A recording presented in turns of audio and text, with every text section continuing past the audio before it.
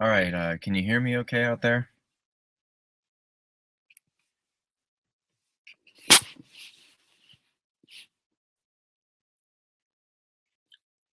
I changed my setup a little bit, so hopefully there'll be less kind of ambient noise and you can hear my voice all right.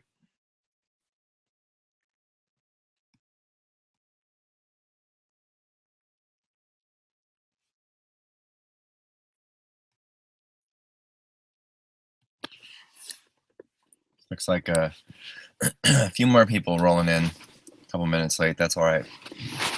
Good morning, everybody. Hope everyone's having a good Saturday morning, or depending on where you are, Saturday afternoon, maybe.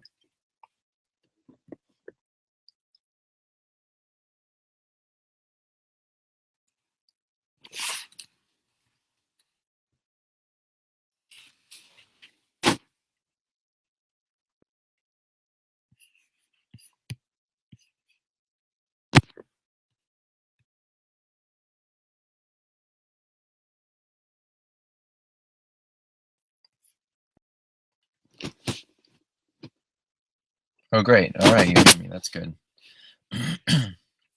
Who else is here this morning?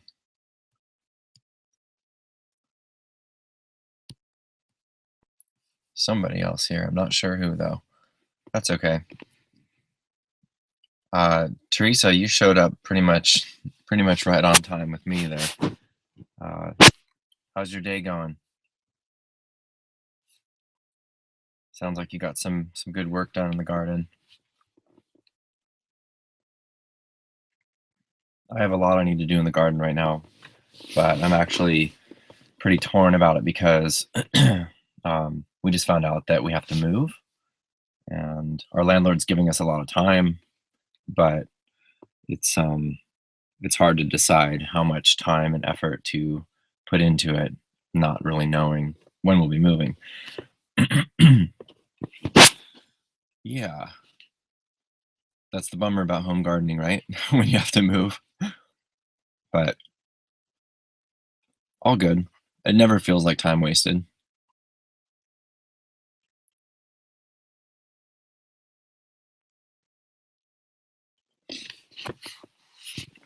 Yeah, the mulberry is kind of a bummer.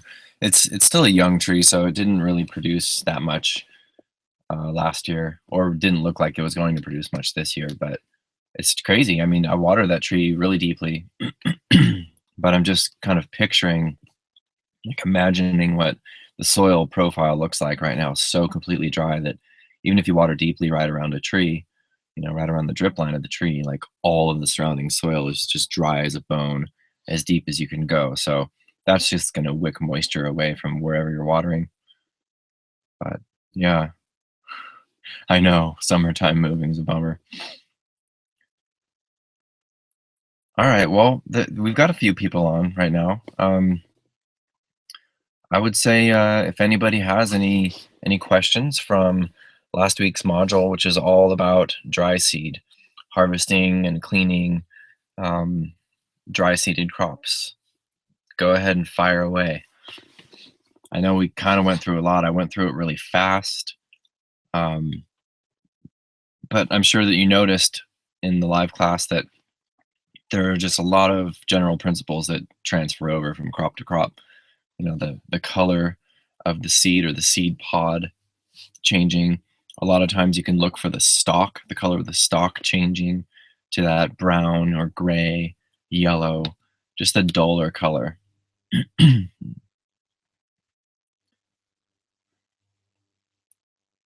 Oh wow, you've got a lot growing, Teresa. That's so cool. Nice. Barley, oats, sugar beets, lentils, spinach, and radishes. Waiting on the peas, beets, and carrots. That's great. Very cool.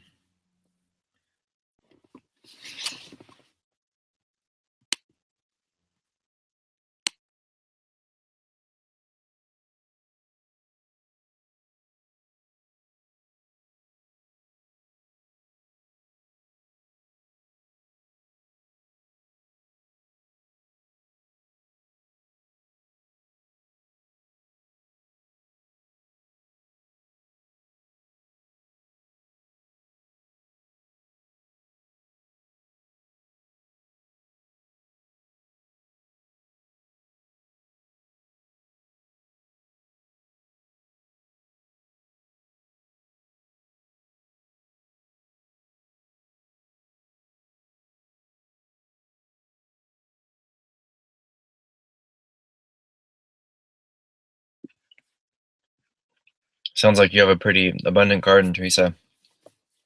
It's really awesome. I've actually been thinking about um, direct seeding some of the nightshades this year. Just trying out doing a tomato direct seeding in the garden. I haven't done it before, but I think the trick is just keeping all the critters off of those young seedlings for like, 6 weeks or longer from when you plant the seed. So maybe some kind of plastic or glass container that can cover where you plant the seeds. But I have a feeling that it'll do really well if you can just keep them from being eaten when they're young. And I'm about to plant some carrots. I want to go big on the carrots because we eat a lot of carrots. Direct seeded broccoli, um, maybe a little bit of chard, and then out here, I mean, we're looking at 90 degrees again in a few days, so it's time to plant the summertime stuff. Just about, just crazy.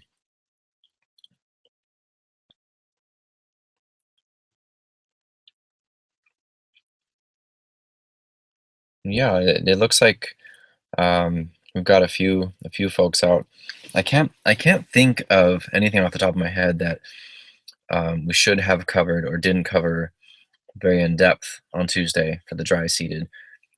Um, I think maybe just a couple of points. Let's see. All right. Actually, Tracy, you got a question here. When you bag corn, you bag the silks on the top of the plant and the cobs, right? And then you have to pollinate by hand from silk at the top, and you need to pollinate the neighboring corn. Um, yes. Okay, so one way to do it is to actually it depends on what you're trying to do. What your reason for hand pollinating the corn is. If you're trying to isolate your variety, if you're growing multiple varieties, or you're trying um, to choose certain traits within the population. But I have a feeling that you're probably asking because you're going to be growing, one variety in your garden, and you want to keep it from pollinating, um, from crossing with anyone else nearby who's growing corn at the same time. Is that right? Um, in that case, what you're going to want to do is um, bag a handful of ears to start off with, so that however much seed you need to save, but do it from at least a few plants. So maybe like one ear on a half dozen plants. And at the same time, you're going to want to bag the tassels at the top of the plant, the pollinating the male flower. And what I would do is bag that from as many plants as you can. And what you'll end up doing is you've got the bag over the tassel on the top of the plant. Then what you'll do is you'll just cut that tassel off, uh, and it's still in the bag. Then you can take the bag off of your cob and put the bag with the tassel in it on top of the cob, so that the tassel and the silk are all right there. And you can just make a really quick transfer. Um, and another thing you can do is you can take multiple tassels that have been bagged and put them into a single bag to put over a single cob. Does that make sense? So you have pollen from multiple tassels in one bag, and that is going to go over a single cob, so that that cob is going to get pollinated from at least a few plants. Um, there are other methods. I imagine that you could do something even a little bit more contrived, where you would still bag the cobs, as many as you want to save seed from, let's say a half dozen still, and collect tassels from maybe a couple dozen plants, maybe 20 or 30 plants, 20 or 30 different tassels from different plants, and uh, cut those tassels off when they're ready. Bring them away from another source of pollen, so maybe indoors or into a garage or something, and collect all of that pollen into 6 bags. So you can have like 6 empty bags. Um, Shake the pollen into all those bags, and you can do it really haphazardly.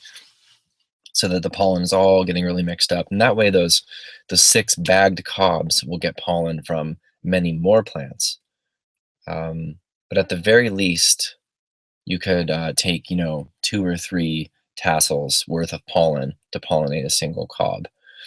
And then, even though that is pretty inbred for the sake of corn, if you do it with a number of plants, then you've got the genetics from the six cob uh, seed producing plants, the seed parents, the ones with the cobs that you're saving from. And then you've got the genetics from hopefully, you know, 12 to 20 other individual plants. So in essence, you've got multiple um, pollinations within that small population. Um, it's not an ideal.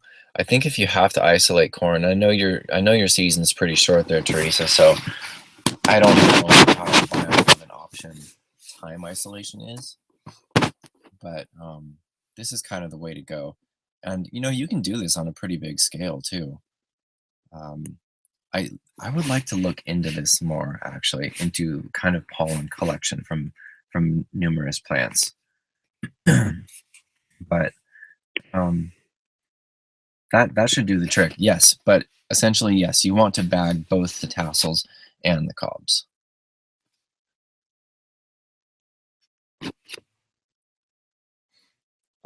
And I think the last part of your question, you need to pollinate the neighboring corn. Yeah, it's better to cross pollinate than to pollinate the same plant. Pollinate a cob with a tassel from that plant. That's a method that you could use if you're wanting to isolate a trait from that one plant, and then you're going to have to grow that out again and back cross it back into the population. But typically, you don't want the corn to self pollinate.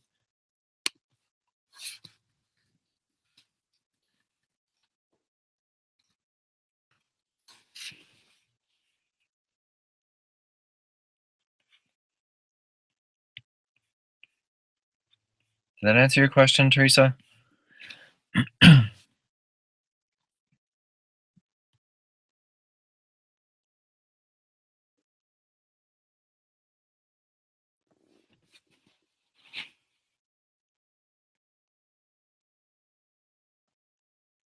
Great.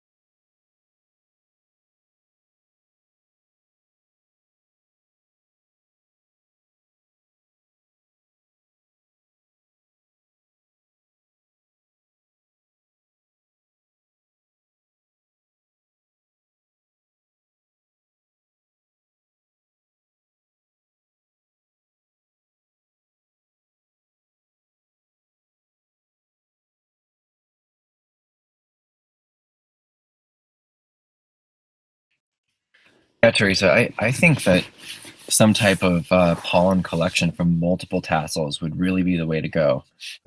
I was just doing a little bit more reading, and honestly, there's probably some specific ways that this is done, but the essentials are the same, right? You got to just get pollen onto onto the silks, onto the cobs. So I think if I were doing this, I would collect as many tassels as you can, um, bag them, and then cut them when they're producing, um, and then collect it all together. Like maybe you can shake them out into a plastic bin, and then like scoop up the pollen and put it into a number of individual bags and put that on top of the cobs. I think that's what I would do, just to try to ensure that you're getting a big enough population.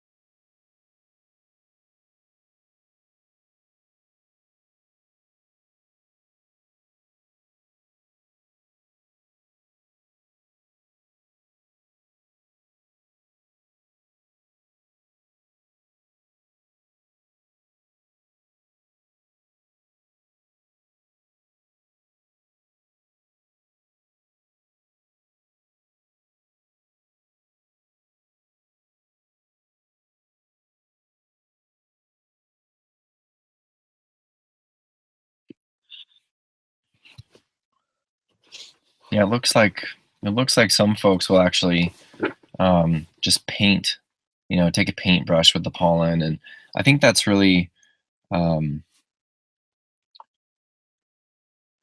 I I think that's not necessarily a great method if you're really concerned about cross pollination happening. It sounds like you live in an area with a lot of wind, and maybe there's corn growers in pretty close proximity. So I don't think, keeping the tassels exposed, I'm sorry, the silks from the cobs exposed for a long time and getting the paintbrush and the whole thing. I would just have those cobs bagged, then take your bag of pollen and just swap the two. Um, yeah. Do you have any other questions, Teresa? Or I think that there was one or two other people on. It looks like they might have dropped off, but does anybody else who's joining us today have any questions um, about the dry seeded crops, or just questions in general? I mean, we're here, so I'm good to go for a little bit if anyone else has any questions. And if not, that's okay if we got a shorter session today. Can go have my pancakes a little earlier.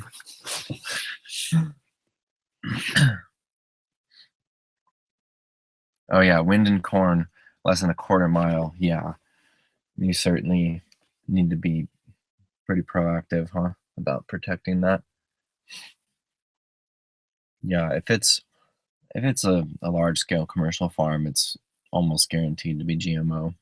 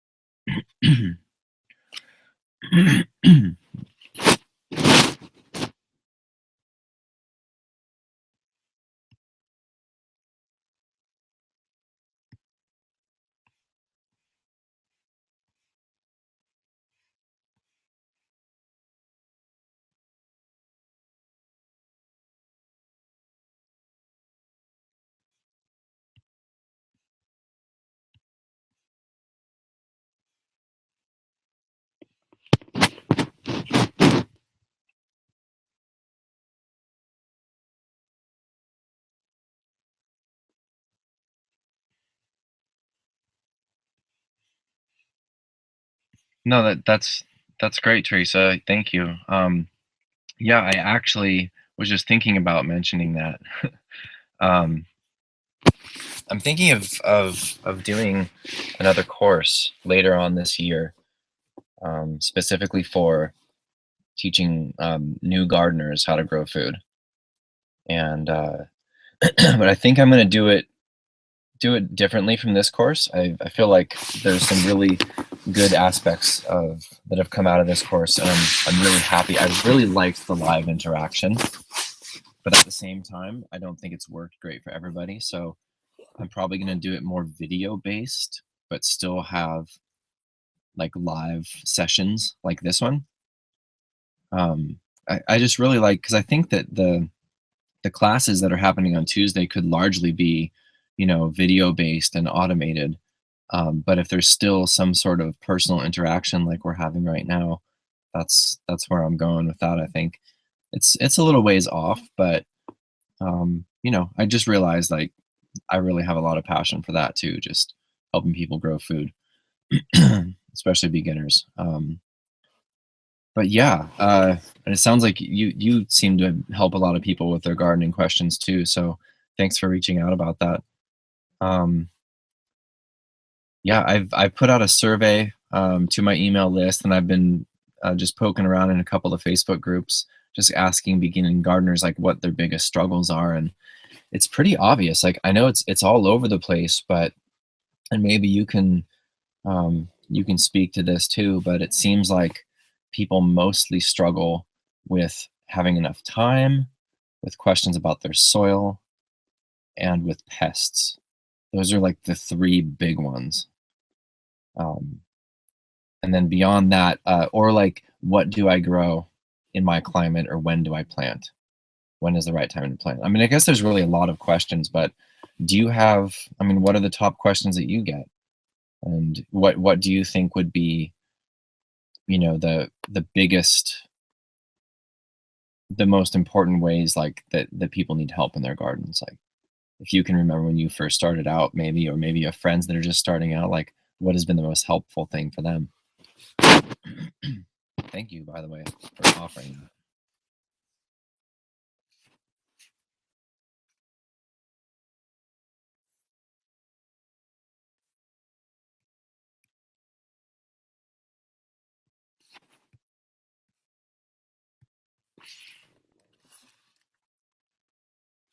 By the way, hi, Leanne. I know you're there.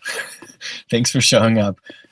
Teresa just offered to help out with a gardening course that I'm thinking of starting later on in the year, like a food 101 type of course. But I'm still here. If you have any questions about the dry seeded crop module from this week, or in general, and how are you doing?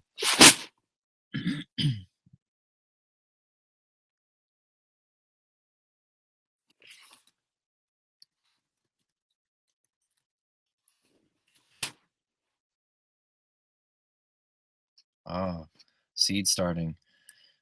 Yeah, starting seeds indoors and damping off. Yeah, for sure. Um,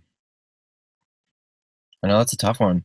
I think a lot of gardeners are pretty intimidated by starting from seeds, and then, if they are starting from seeds and have that kind of thing happen, it's pretty discouraging. How do you personally deal with damping off, or do you not have that problem very much?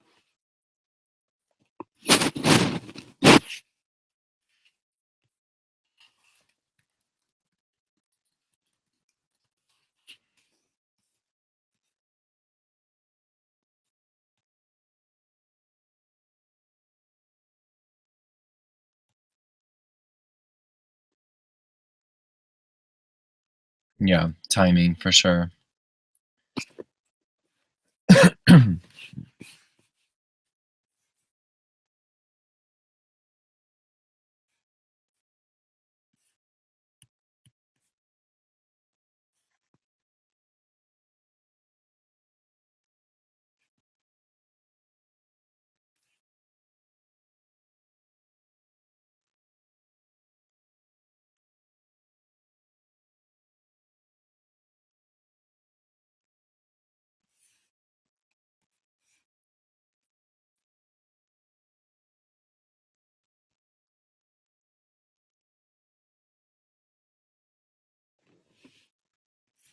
It seems like for damping off, like making sure that the soil is well draining. It's probably better to start out with sterile soil if you have problems with damping off.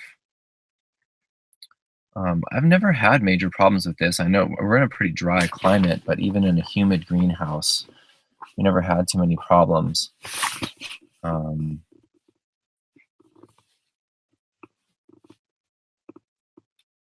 yeah, the leggy seedlings. It seems like it's just a weak seedling kind of problem, right? Like if the seedlings have enough light and the soil medium is draining okay, um, and maybe some air circulation if it's a warm day, like keeping the air circulating, enough light. Um, just like anything else, I guess. Just making sure that they're strong probably is the best way to keep them from having a problem with that.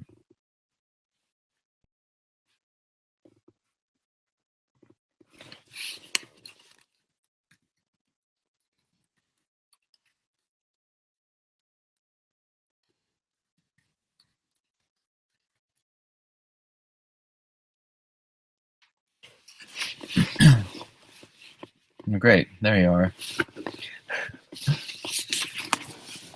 Good to see you on here, Leanne. Good. How you doing over there?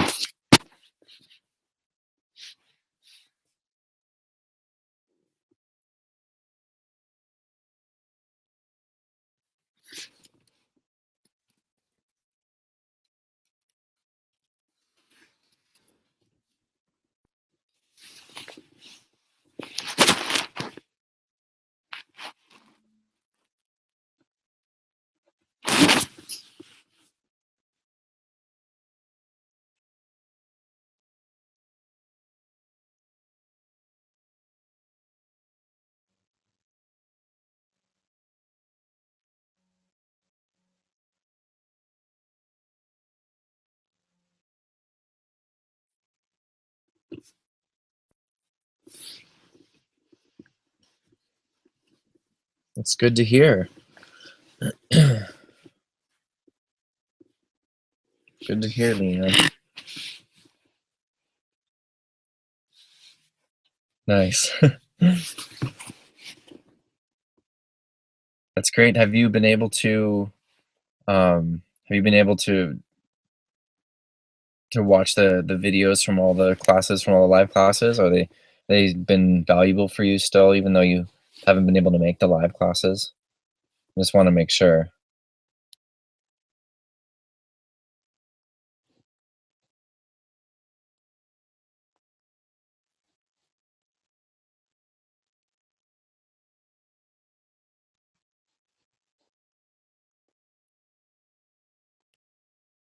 Yeah, Teresa, I'm curious about your methods as well.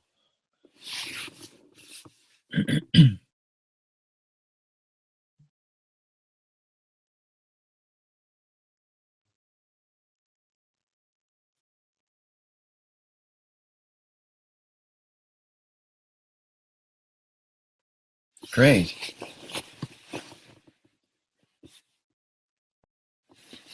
That's great. That's good to hear, Leon. Thanks.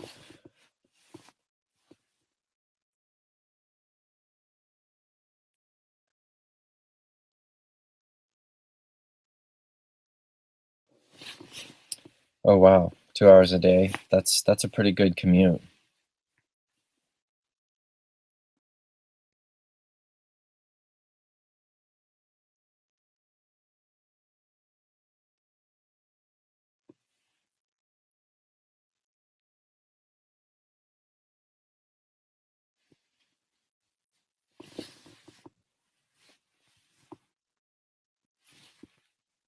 Nice, Leon.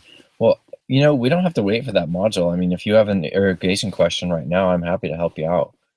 And Teresa, I'd love to hear about your seed starting methods too, if you wanted to share. Oh, here you go. Peat pellets in a flat, an 8-inch high greenhouse type cover.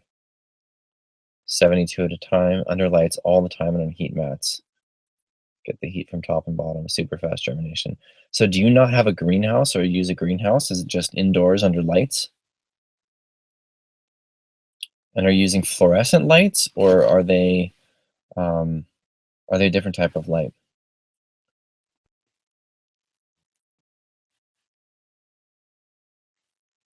What are the other ones? Like a metal halide, I think.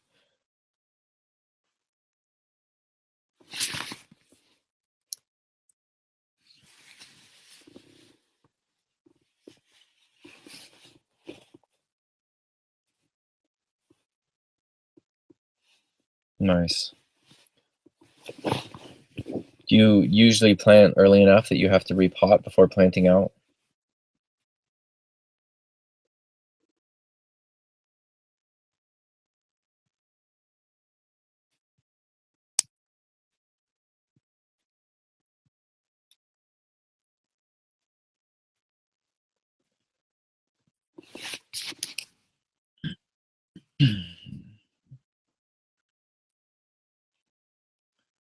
Hydrofarm T5 4-bulb lights.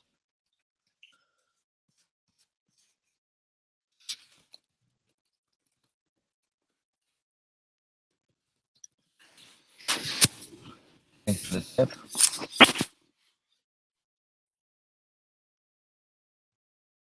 That's awesome. It sounds like that's working really well for you.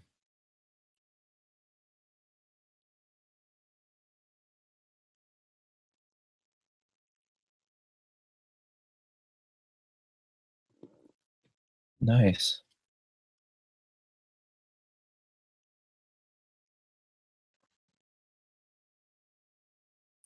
It's very cool, Teresa. Thanks for sharing that. That's awesome.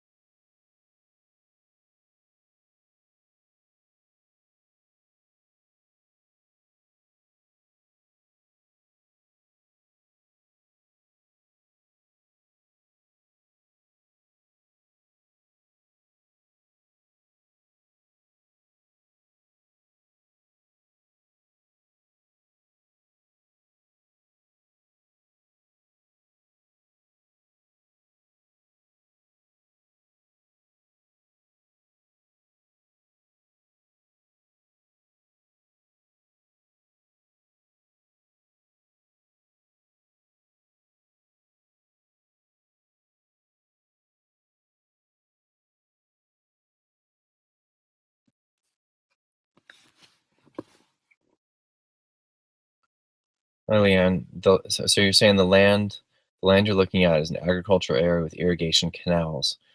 You mean like flood irrigation where I've seen some in New Mexico. Um,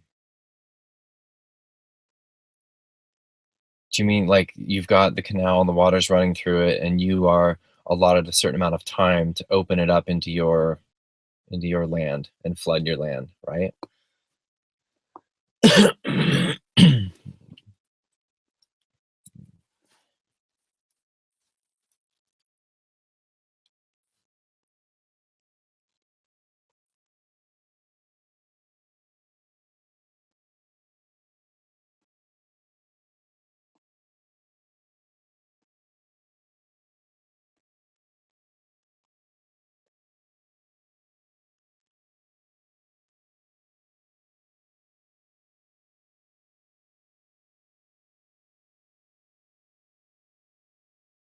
Okay.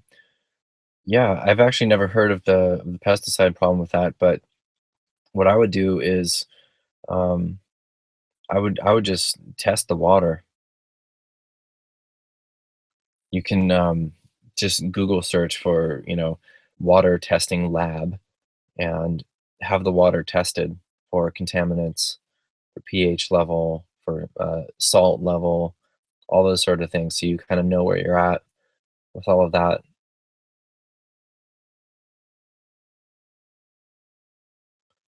Gotcha. Yeah, the ones that I've seen were man-made as well. Um, just cement running for miles along this little valley, and each property could open up the gate uh, to allow the water to flood in.